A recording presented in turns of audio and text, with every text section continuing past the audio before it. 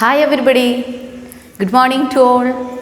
Welcome to our history next class with our from trade to territory.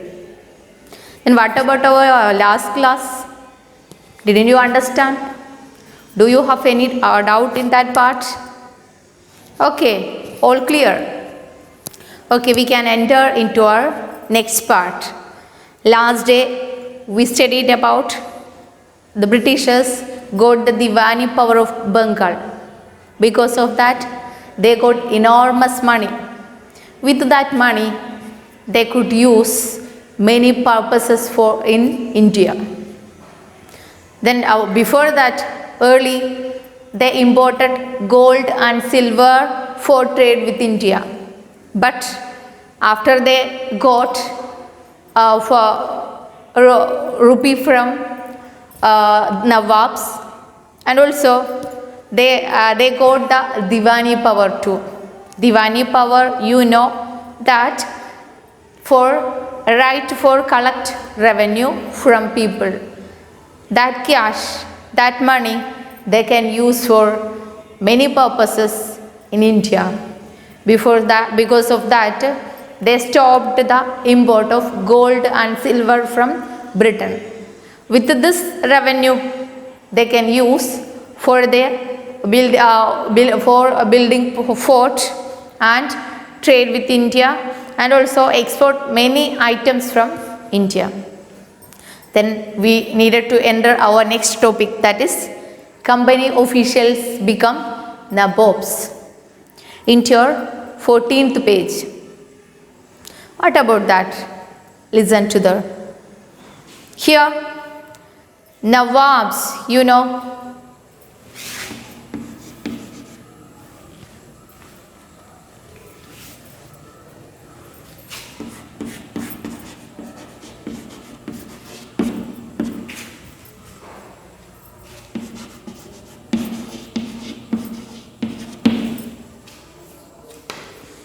we know Nawabs is the rulers of Bengal. The head of that it's known as in Bengal which Nawab. But the anglicized word of Nawab, that is nabobs. Anglicized words means the Britishers saying that word instead of Nawab they used nabobs. Have you understand? Then listen to the here you have one heading, company officials become nabobs, means they started to become Nawabs. Okay, what did it mean to be Nawabs? It meant, of course, that the company acquired more power and authority, but it also means something else. Each company servant began to have vision of living like Nawabs. We saw the company or British officials got the Diwani power. Diwani power means right for collect revenue. With that right, it means of course that company acquired, they got Diwani power. It means what? They acquired more power and authority means territory. Have you understand? But it also means something else. Not only mean this. Actually, we know they got Diwani power or they become nabobs means they got more power and authority. But it means something else too. What is that? Each company servant, each company officials began to have vision of living like Nawabs. Not only they got right for collect revenue or they became the Nawab, but also they living like Nawabs. At that time in Bengal, which the Nawabs lived a lavish life, a flashy life. So the English servants too began to live like Bengal Nawabs. Have you understand? That is the second meaning of that they became Nawabs. They became Nabobs. Have you understand? They became Nabobs means firstly we could understand that they could got more power and authority. Other than another meaning too, what is that? They began to live like Nawabs. Is it clear? That is saying there. What is there? What did it mean to be a Nawabs? It means, of course, that the company acquired more power and authority. But it also meant something else too. What is that? Each company servant began to have vision of live Nawabs. Vision of living like Nawabs means they began to live like Nawabs, like a flashy life, like a lavish life. Is it clear? Then your next page, next paragraph. After the Battle of Plassey, the actual Nawabs of Bengal were forced to give land and vast lumps of money as personal gift to company officials. Robert Clive himself amassed a fortune in India. He had come to Madras, now it is known as Chennai, from England in 1743 at the age of 18. When in 1767 he left India, his Indian fortune was worth 4,01,102 dollars. Interestingly, when he was appointed governor of Bengal in 1764, he was asked to remove corruption in company administration, but he was himself cross-examined in 1772 by the British Parliament, which was suspicious of his vast wealth. Although he was acquitted, he committed suicide in 1774. What is saying here? We saw from Bengal's Nawabs, the Britishers got the Diwani right, Diwani power. With that Diwani power, many Englishmen got more profits or more money. One such example we can see from this paragraph. What is that?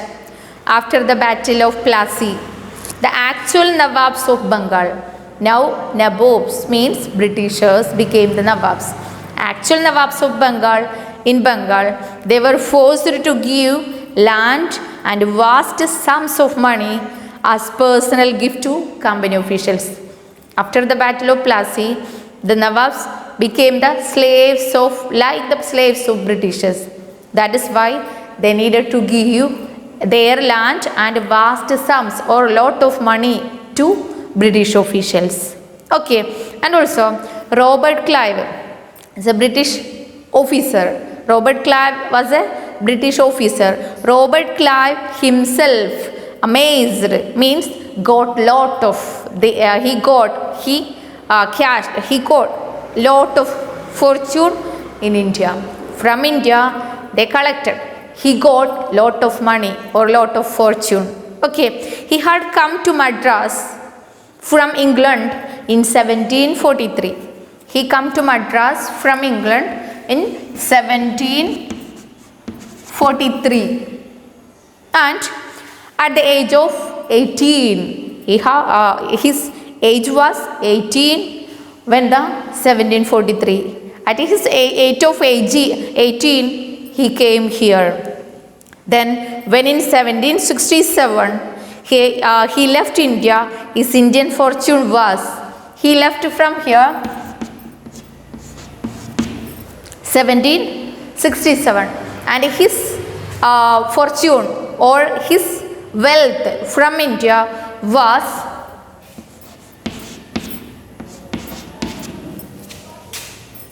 4,01,102 dollar was a British money. How we understand? So, interestingly, when he was appointed governor of Bengal in 1764, before he left from here, he went from here 1767. Before that, he appointed as governor of Bengal in 1764. He was asked to remove corruption in company administration. He did many corruption. Corruption, you know, Arimadi. Without the permission of officials, he took lot of money. That is corruption. Have you understand? So when he was appointed governor of Bengal in 1764, he was asked to remove corruption. Means he questioned by the other officials to Robert Clive for did corruption in Bengal. For that, he examined 70 and he was himself cross-examined. Cross-examined means കോടതിയിൽ വിചാരണ നടത്തി in 1772 by the British Parliament. From British Parliament means their administrative center.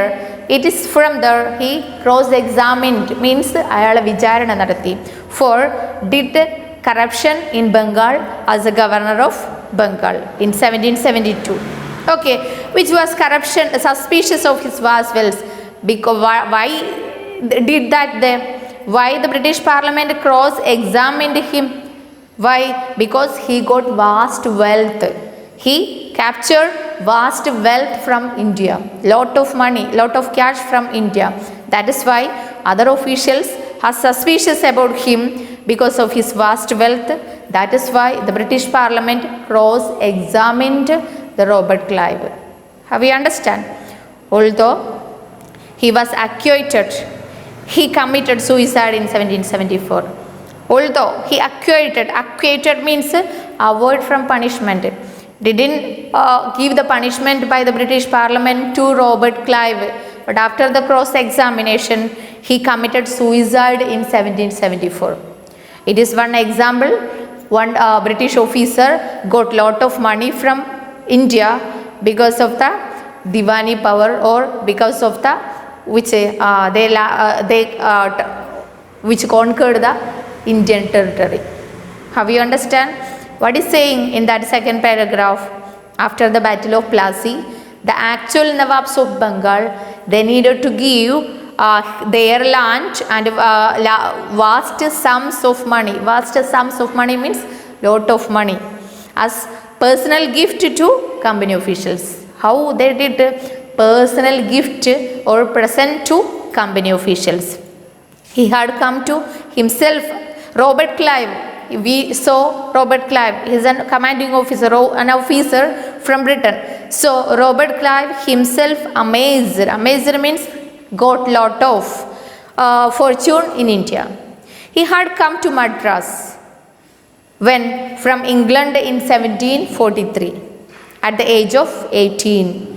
When in 1767 he left India. His Indian fortune was from India. He got how much? $4,01,102. Interestingly, when he was appointed governor of Bengal in 1764, he was asked to remove corruption in company administration. But he was himself cross-examined in 1772. He ready to examine in British Parliament. But after, because of his vast wealth, they cross-examined by the British Parliament. But although they didn't give the punishment to Robert Clive, but he committed suicide in 1774. Did you understand the second paragraph? Then we can enter to a next paragraph. However, not all company officials succeeded in making money like Clive. We saw one example, that is Robert Clive. He got lot of money. He did corruption. Because of the corruption, he got lot of money from India and he became a wealthy person. But not all company officials succeeded in making money like Robert Clive. Many died in early death in India due to disease and war, and it would not be right to regard all of them as corrupt and dishonest. Many of them came from humble backgrounds and their uppermost desire was to earn enough in India, return to Britain and led a comfortable life. Those who managed to return with wealth led flashy lives and flaunted their riches. They were called Nabobs, an anglicized version of the Indian word Nawab. They were often seen as upstarts and social climbers in British society, and were ridiculed or made fun of in plays and cartoons.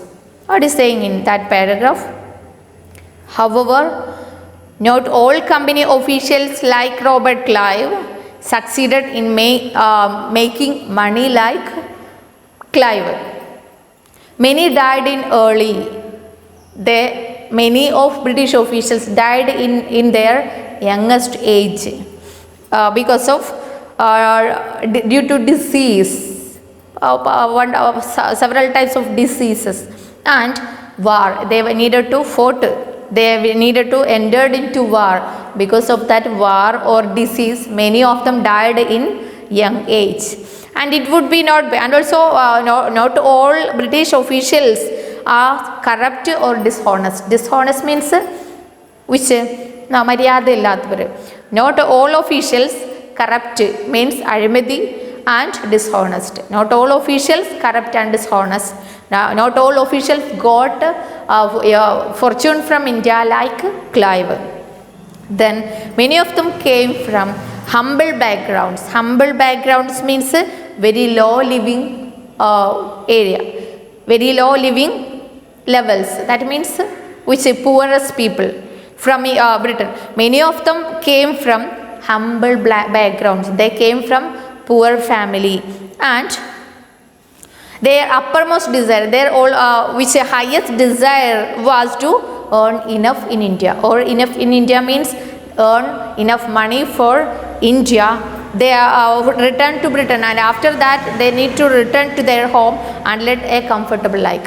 Like our Pravasi, we are our which your fathers or your relatives are went or going to Gulf for what? They needed to earn enough money from Gulf and came back to their home and led a comfortable life. That's like we are doing that now. That's like the Britishers at that time, they came to India and earned enough money from India and returned to their home and led a comfortable life. That was their highest desire. Have we understand? Then those who managed to return with wealth, some of them didn't go to their home because they died in early because of disease and war. And those who managed or those who went to their home with wealth, what did they?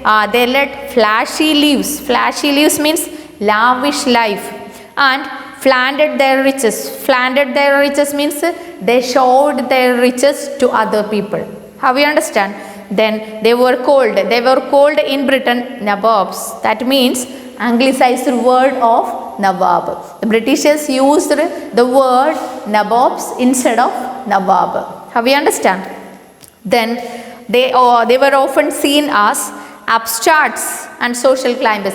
Upstarts means interfere in all matter, and climbers means interfere in all matters in the society. How we understand? Then in British society, and were ridiculed means they are humiliated by the others or made fun of plays and cartoons. That means those who managed to those who got lot of money from India and wealth from India, and they which went to their home and led a flashy lives there. Flashy lives means lavish life, and they flaunted their riches. Flaunted their riches means they assured their cash or riches to others. I got lot of money from India and I became the wealth. Like that, they which led a flashy or lavish life. Okay, then they were called such people called in India, in Britain, nabobs. That means anglicized word of nawab. Then they were often seen as they like upstart and climbers of British society. In British society, if they need not to interfere there, even though they interfered in any such cases or in any which areas. So, and were ridiculed. Ridiculed means humiliated. That means kaliyaki. And made fun of plays and cartoons. In cartoons and plays in Britain, they humiliated who? Nabobs in Britain. How we understand? It is about our next paragraph. Did you understand that two paragraph? We saw Robert Clive. Many of them got much wealth from India, like Robert Clive, but not like all British officials like Clive. Many of them died in early because of disease and war, and those who got much money from India and returned to Britain, they got a lavish life and flaunted their riches. They showed their wealth, and they are calling in Britain. They are called in Britain Nabobs. That means the Anglicized word of Nawab. They are always social climbers, and that means they interfere all which cases in the Britain, and they ridiculed, they humiliated in plays and cartoons. Okay, the next our topic, that is company rule expands. First we know, after the Battle of Plassey, they got some money in every month from Nawabs. Then after they got Diwani power from Britain. With that Diwani power, they got more power and authority. After that, they slowly expand their rule, which all over the India. Okay, how that? Listen to them. If we analyze the process of annexation of Indian states by the East India Company from 1757 to 1857, certain key aspects emerge. The company rarely launched a directly military attack on the unknown territory. Instead, it used a variety of political, economic and diplomatic methods to extend its influence before annexing an Indian kingdom. What is saying here? From 1757 to 1857, the Britishers annexed, they got vast land of India. But for that land, they didn't fight a direct fight with India. They didn't do direct fight with India, but they got vast land of India because they introduced many policies and programs and ideas for annex or got the Indian territory. That is saying in that paragraph. If we analyze the process of annexation of Indian states, annexation means kuticherka. Annexation of Indian states by the East India Company from 1757 to 1857, certain key aspects emerged. Key aspects means some ideas they introduced. The company rarely launched. Rarely means only sometimes they used direct military attack, direct to fight with India for attack on unknown territory, for get unknown territory. That means which territory is not the part of Britishers, that is unknown territory. For that unknown territory means land. For that unknown territory, they only some places they did direct military attack. Many of the territory they got, for that they didn't which direct military attack with the Indians. How we understand? Then instead with direct military attack, instead of that they used a variety of political, economic and diplomatic methods, ideas or policies to extend its influence before annexing an Indian kingdom. For annex a Indian kingdom, kingdom means territory of a ruler. For annex a Indian kingdom, they used many type of diplomacy or ideas. Okay, what about that? Such diplomacies. After the Battle of Buxar in 1767, the company appointed residents in Indian states. With Indians, the Britishers did a battle, that was Battle of Buxar, that 1764. For that, the company appointed, after that the company appointed residents in Indian states. Residents.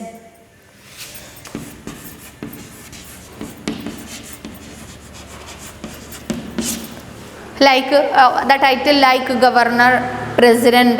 The residence is the head of states. How we understand? The company appointed residents in Indian states.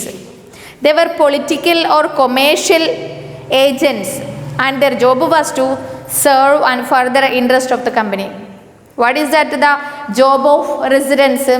They were the political and commercial agents of the company. For political and commercial purposes, they needed to do something in these states, and also they serve the interests of the company. What are the activities they needed to do by the company? For the company, the residents did for which what they needed.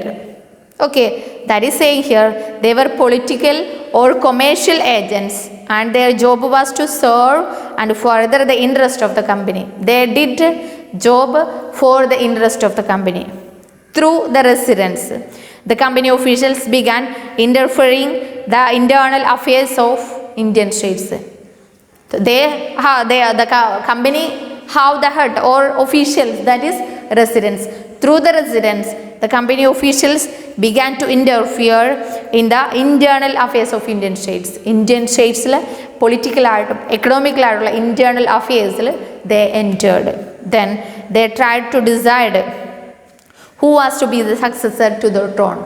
If there was a king, then actually his son was the next ruler after the death of that king. But the British officials, the company officials began to decide who is the next throne, who is the next king. That is saying here, successor to the throne means throne, chair of ruler. That throne, that ruler or the next ruler, the Britishers began to decide. For that, they used residents in their state. Okay, and who was appointed in administrative post? For a ruler in India, there are many officials or many administrative posts. In this administrative post, the Britishers or East India Company decided to the post to whom needed to the administrate which help the ruler. Such decisions did by the British officials. So sometimes the company forced the state into a subsidiary alliance. Subsidiary alliance is a policy of Britishers.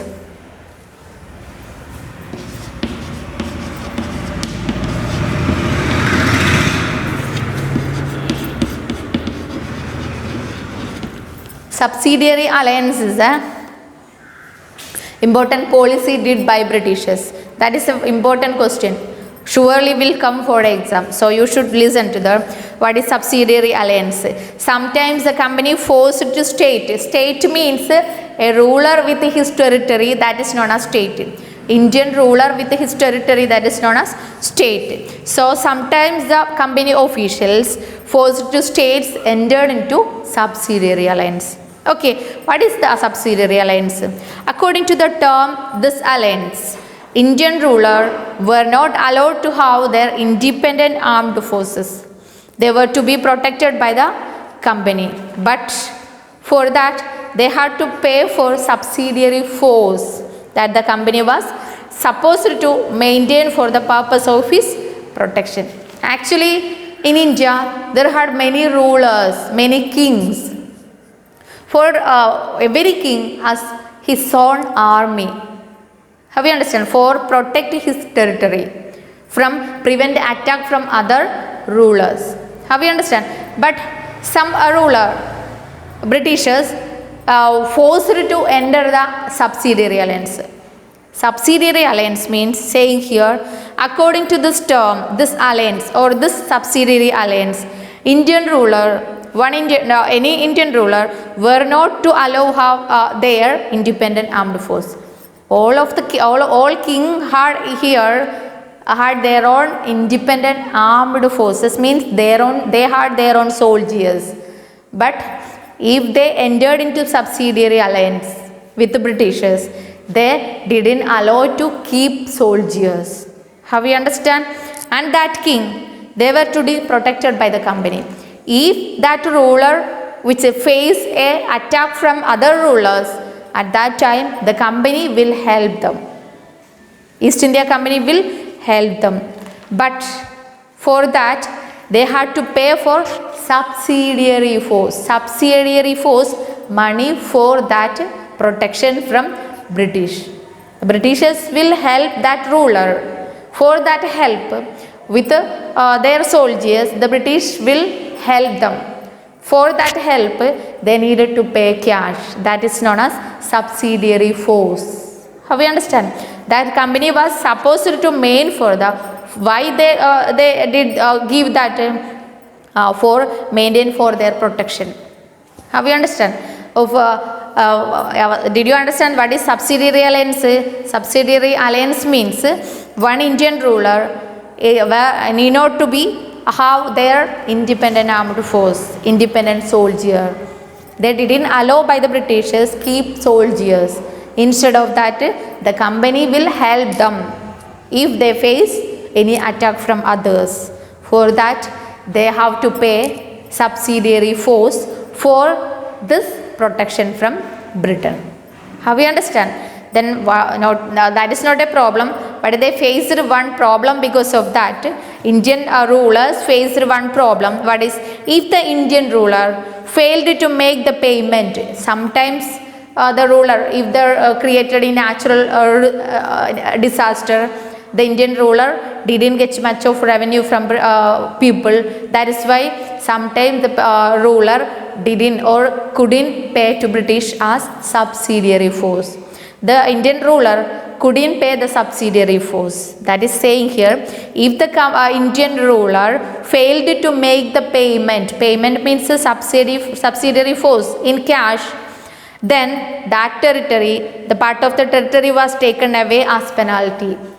That rulers, some part of territory taken to British by the Britishers as penalty. Penalty means, you know, ശിക്ഷയായിട്ട്. He didn't give the cash to Britishers for subsidiary alliance. That is why part of his territory, some part of his land taken by the Britishers. That is why the Britishers got many land from Indian ruler, because they entered into subsidiary force, subsidiary alliance. For example, when Richard Wellesley was governor, Richard Wellesley was an Indian officer in India. He was governor general in 1798 to 1805. He was the governor general between 1798 to 1805. Who Richard Wellesley. The Nawab of Awadh was forced to give over half of his territory to the company in 1801, as he failed to pay for subsidiary forces. And also Hyderabad was also forced to cede territories on similar grounds. When the Richard Wellesley was the Governor General of India, the Nawab of Bengal, the Nawab of Awadh is a territory. In Awadh territory was a ruler as Nawab. That Nawab, he entered into subsidiary force. The Britishers forced to enter the subsidiary force. So that Nawab of Awadh, he couldn't pay the subsidiary force. That is why he lost some of his land, and that annexed to Britishers in 1801. And also another example, Hyderabad was also forced to cede. Cede means give up, vittu kodukka, territories on similar grounds. From Hyderabad to Hyderabad ruler couldn't pay the subsidiary force. That is why some of his land to give up or cede to Britishers. That is why with this policy, that is subsidiary alliance, the Britishers got much land from Indian rulers. Did you understand what is subsidiary force? An Indian ruler couldn't keep which is independent armed force. Armed force means soldiers. Instead of that, the Britishers or company will help them if they face any attack from others. For that, they needed to pay subsidiary force. If they failed to pay that subsidiary force, they needed to give up or they needed to give to Britishers some part of his territory. For like that, we saw two example. Nawab of Awadh, they needed to some land to Britishers in 1801, and Hyderabad ruler needed to give some land to Britishers because they entered into subsidiary alliance. Did you understand what we studied? Then listen again that company, again that paragraph. Company rule expands. If we analyze the process of annexation of Indian states by the East India Company from 1757 to 1857, certain key aspects emerge. The company rarely launched a direct military attack on unknown territory. That means they didn't fight with annex and unknown territory. Instead of, they used variety of methods, economic, political, economic and diplomatic methods for annexing Indian territory. After the Battle of Bexar in 1764, the company appointed residents in states, Indian states. They were the political and commercial agents of the Britishers. They want to serve with the interest of the East India Company. Through the residents, the company officials start to interfere the internal affairs of Indian states. Indian states means king and his territory.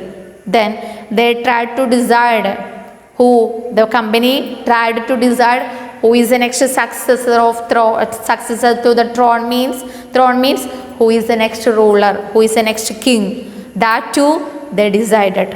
And who was to appoint the administrative post? For a king, there had in a court had many officials. That officials through the company, by the company appointed. Sometimes the company forced to Indian state. Indian state means Indian rulers into subsidiary alliance. Subsidiary alliance means according to this term of his alliance, which Indian rulers were not allowed to have independent armed forces. Indian rulers are not allowed to keep Indian soldiers or that ruler soldiers. They were to protect by the company. Instead of that, they had no rulers soldiers. Instead of that, the company will help them when any attack from the outsiders. But they had to pay for the subsidiary force that the company was supposed to maintain for the purpose of his protection. This protection, the Britishers will help them when the attack from the outsiders. When that time, they will help them with their army by the Britishers. For that, the Indian rulers wanted to give subsidiary force in cash. Okay. But one problem was that if the Indian ruler failed to make its affair or its subsidiary force or payment, then part of his territory, part of that ruler's territory will taken by the Britishers. It was taken away as penalty. Okay.